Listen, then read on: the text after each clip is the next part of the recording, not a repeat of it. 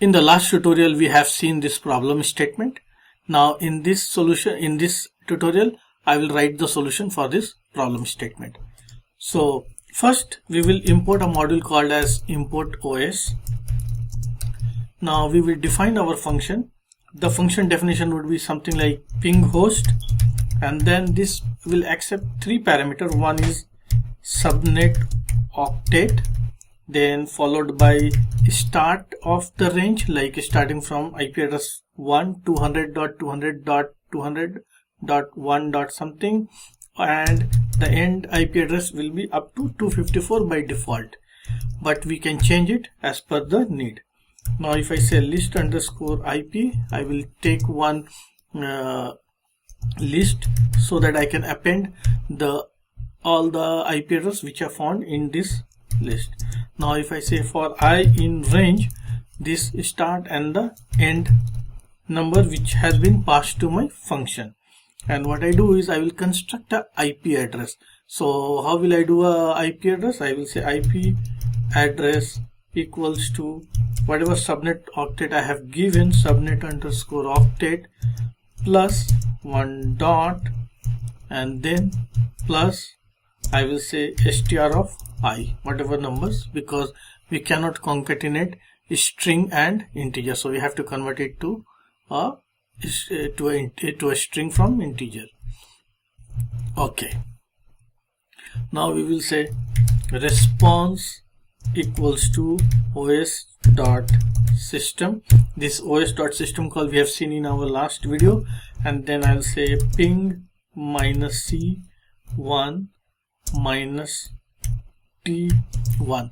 So what is c1 and t1? C1 is the number of count of packets. So when you ping a system, you want to ensure that there are sufficient number of packets which are being transmitted before you can guarantee that the host is alive. But here we are sending just one packet because of the demo purpose. If I put 5 packets, I'll have to wait for longer period of time to demo this. That's why I'm putting 1. You could put 5. Now also for time, this is for time 1 second before I can terminate that particular ping for that particular IP address. You can have it 5 or maybe whatever number you want for production. So once I do that, then I will say plus, and then the IP address which I have created. This IP address is just nothing but a string. Now if I say if response, this response whatever we are doing, if response equals to 0, then that means it is successful. So I'll say list IP dot append, and I will append this IP address whichever I have pinged, and then when I am done for all this list, then I will say return list underscore IP. So it will return me the list of the IP address, and then I can call this function as ping host. Then I'll give my subnet. My subnet is 200.200.1. You can give 192.168.1, comma, start is 60 to 70. Now for me, this will find all the IP addresses starting from range from 200.200.1.60 up to 200.200.1.69, because 70 when you give the range and it does not includes the end range.